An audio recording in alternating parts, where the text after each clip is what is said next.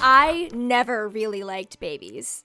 I mean, I liked the idea of them, but for some reason the reality of me being a parent seemed not so much a weird idea as a definite impossibility.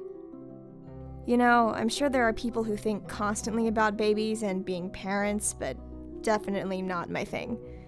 The only thing I think about all the time is... sex! Not all the time, just when I'm not thinking about something else, which I don't mind. It's just this one time in high school, they made us think about being parents, which for someone who thinks about sex a lot, I don't know. I started to feel guilty. Like, maybe I should be splitting my time thinking about sex with thinking about babies. Like some weird moral custody battle with God? Anyway, they forced us to take home these fake babies, which, if you think real children are terrifying, these fake babies would have scared the shit out of you. They cried in a single tone, no inflection. And this is also not the most technologically advanced fake baby system, so you had like this single magnetic bracelet, which you could never take off. Or it was not recommended because they said you could shower with it, and that felt weirdly, I don't know, carceral? And to stop the crying, you would touch the fake baby's mouth because maybe it was hungry. And then when it didn't stop crying, you would touch its butt because maybe it needed to be changed, but then sometimes that didn't help. So you're touching its mouth, then its butt, back and forth while rocking it at the same time at 2 a.m. And this was how you took care of the baby. And out of frustration, you're basically smacking your baby with a metal bracelet. And this was supposed to be parenthood. To be fair, there was a lot of teen pregnancy, which I'm not here to judge. And I think maybe there was another way to teach us. So many other ways, actually. Thankfully, my best friend, Reed, was in the class with me. I was quiet then. Still am.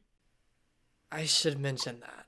Clearly, my brain is racing a mile a minute most of the time. So fast, in fact, that my ability to articulate said thoughts always comes in last place. And that's okay, because things are always funnier and more exciting in your head.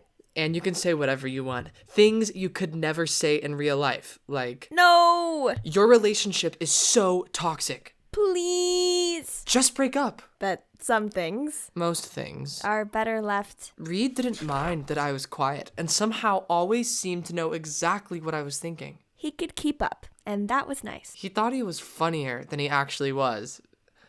And... I could empathize with that. If there was someone making a fool of themselves, I would look for him and he would be there. Eyes wide in feigned shock. Or seated in the back with an encouraging smile every time I had to give a presentation. I hated saying anything in front of people. He was this huge fan of meditation. Breathe, he would say, and like magic, the thoughts slowed and the words would catch up. So when our teacher assigned us temporary parenthood, as expected, I scanned the room and Reed was already smiling at me.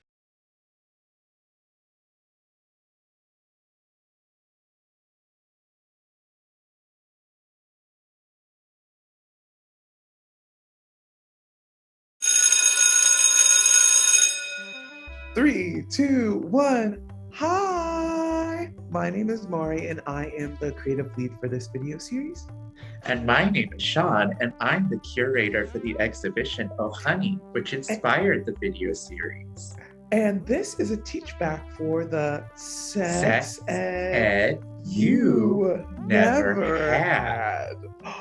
Where we ask each other follow-up questions about topics related to the video you just saw. Today's topic is coming out. We will put 1 minute on the clock, and when the time is up, our time is up. Ready? 1 minute. Okay, oh my gosh. So, Sean, what is something that you still need to come out about? Preferably nothing related to sex or gender. Come out about. What does the world need to know? This is actually a very difficult question.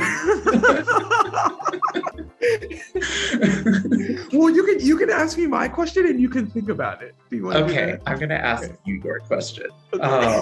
Okay, so I remember in a conversation that you said you came to queerness through gayness. And so did you feel that you had to come out all over again, or what was that like? Yeah, I think that, in terms, and you're always still coming out in different ways, right? In a new relationship, in a new job, in a new context, so I think that it is different. It is different because I think. That was our minute. Okay. Wow. I dodged the question. You dodged the question. Look at what I just did there. Right. All right. That's all for us today. Maybe a minute is too short.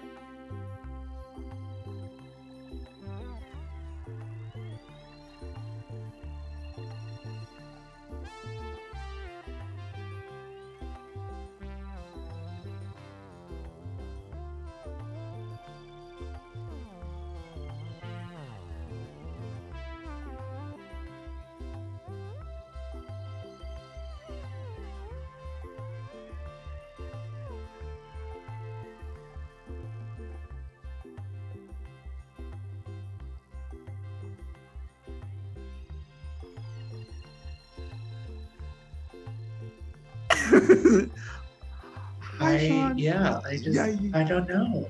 You didn't answer the question in our time allotted, and I think that people, not to obviously force anyone to do anything out of the closet, that's pretty antithetical to what or maybe not, but I'm curious, is there anything that you want to come out about? I don't know. I have IBS. There. Are you happy now? Thank you for sharing that information. Yep. All right. Well, that's it. Now we're done. We're done.